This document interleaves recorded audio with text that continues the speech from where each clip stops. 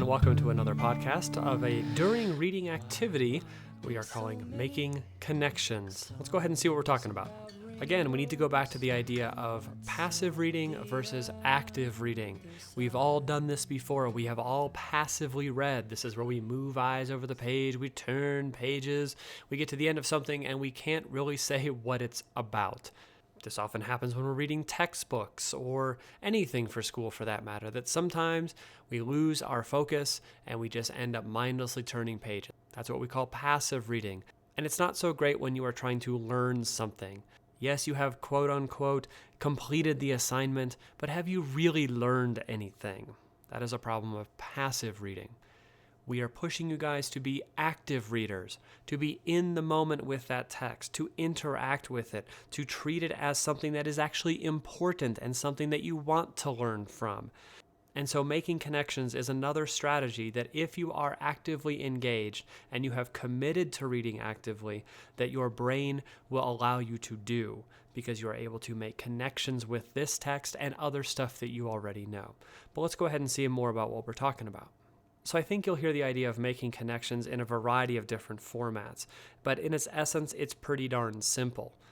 On one hand, you have the text that you are currently reading. And as you are reading, you are trying to actively think and engage with that and ask yourself, A, does this text connect to any other text I've read, seen, or experienced? B, perhaps, does this text connect to me as reader? Ooh, interesting. I've had an experience like this character, or yes, I've been in that situation, or something like that. And then C, can you connect this current text just to the world in general? Interesting how this connects to war, or to government, or to people of all races, genders, identities, etc. In short, we're trying to look at the current text we're looking at and make it connectable to other things that we've experienced or seen or read. Again, the idea of making connections is not unique to our class, but here are some other ways that other authors have mentioned the idea of making text connections. They call them the text to self, and text to the world connections. Can we connect what we are currently reading to perhaps one of these other realms of our life? So how do we make connections? Number one, we have to read actively. We have to promise to ourselves that we will engage. We will stay in the moment. We're not going to let our brains drift off into thinking about crazy stuff that has nothing to do with the text we are reading. And so just like any skill, reading actively is also a skill and takes practice. And so as we are reading and we are engaging with the text, we are here in the moment. Another thing we need to think about doing is to adjust our pace. Reading for understanding in a school environment is not the same pace as reading Harry Potter for fun on the weekends. We can blaze through 700 pages of Harry Potter in a day if we want to get through the entire book. But if we are going to study that text, we need to slow down and adjust our pace. We have different purposes if we're reading for entertainment versus reading to learn, and so our pace needs to be adjusted. We need to ask ourselves, what relevance do you see in this text? Oftentimes students are going to say, there's nothing relevant. It does not matter at all to me. And I get it. Oftentimes things we assign for school aren't overtly engaging or exciting. But there is some stuff in there that you can learn, that you can apply to the next situation. If we are being engaged, we are slowing our pace and we are looking to read to learn, and we're trying to think of why this is important to us, we can go ahead and annotate these connections in the margins. And they can come in the form of statements or questions. How you annotate is kind of irrelevant, whether you do short, choppy phrases or long, complete sentences. That's going to be up to you as reader and annotator. We're just trying to talk about the idea of how to make connections. And so as we are making connections and we are moving our eyes over this piece and we're engaging with it and we're saying that, ooh, there is some sort of connective piece here. I've seen this idea before. Ooh, this could apply to something in the future. Or, ooh, this reminds me of a book I've read. We feel strongly that you should write those annotations in the margins. Not simply highlighting them, not simply underlining them in the body of the text. We feel strongly that you should be writing these things in the margins. Make your connections clear and in the margin, because there seems to be some powerful thinking that must go on when you are writing in the margins as opposed to when you're simply highlighting. So when you're reading something and you are asking yourself to stop and think about what you just read, just enough so that you can decide what to write down in the margin, that process of stopping, thinking, analyzing a bit, and then writing is much more powerful a reading connector than just underlining or highlighting. I think oftentimes what happens is students are told that we need to underline or highlight, and they think they need to highlight everything. And it's too easy to do it with a highlighter because it's not tiring. There's no struggle with that. You can simply just put that highlighter down and just go crazy nutty on the page. But when you have to stop and think and then write, you're going to be more selective in what you are thinking and writing about. Therefore, you are more likely to write down the more important items. You're not going to write down everything because that's not reasonable. But sometimes when people highlight, they highlight everything. So we are big fans of stopping, thinking, analyzing, and then writing that stuff in the margins. So that's kind of about it for the setup. Those connections you're trying to make with a text are text to the other texts, text to yourself, text to the world.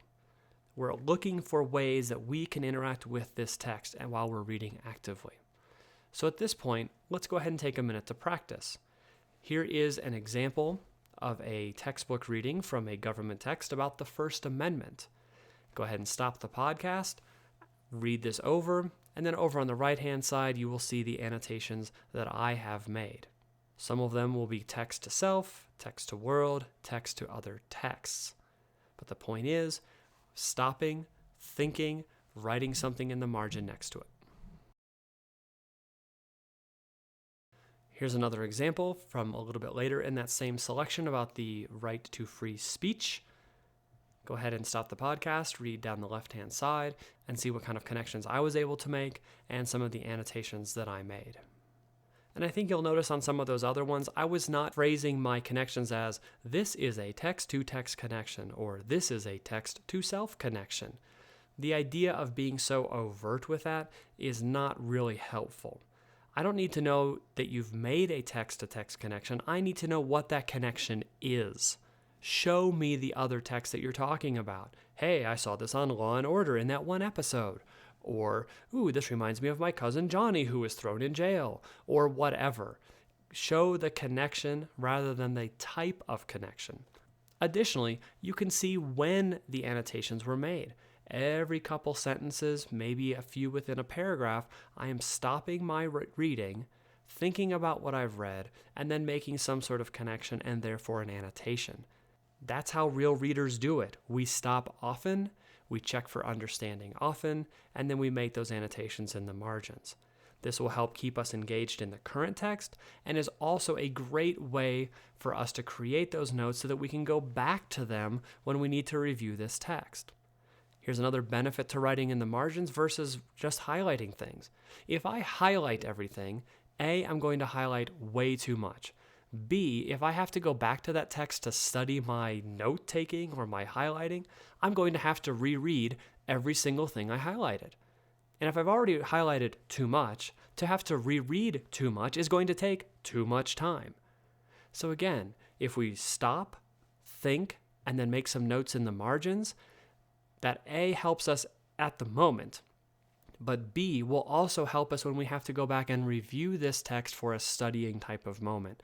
We can quickly peruse our annotations in the margins, and we can ask ourselves, do we remember what these annotations mean? And if we do, great. All of the floodgates of information will open back up to us. At the same time, if we want to read more because we don't remember, we know exactly where to move our eyes to the left in order to read a little bit more and refresh our memory. We don't have to sift through pages and pages of highlighting that were just as long as the article we were asked to read itself. And so here we go. Here's your turn. Here's one more section from the free speech First Amendment reading. Go ahead and stop the podcast, read this over, and ask yourself, what would you annotate in the margins? What kind of connections can you make to this? Either text to other texts, to yourself, or to the world in general. And one more page of practice here. And so that's about it. That is another during reading activity of making connections. Very similar to the other during reading activities we've been talking about, such as questioning the text, etc. But the idea is we must, as readers, commit to reading actively while we are reading for understanding. We can't simply move our eyes over it. We can't simply mindlessly turn pages and say, yes, I'm done, I finished my textbook reading, and just move on. We have to slow our pace. We have to interact with that. And one way we can commit to doing that is to encourage ourselves to make connections to things and to make those notes in the margins. It helps not only with the during reading part, it also makes a difference when we are finished reading and might have to go back and consult our notes for something. It's a lot easier to consult notes in the margins rather than mass amounts of highlighting that bleed through the paper. So that's about it in terms of making connections. Remember the 3 types: text to text, to self, and to the world. And as always, if you have any questions, please go ahead and bring those in and we'll get those answered. And we'll see you soon. Thanks very much.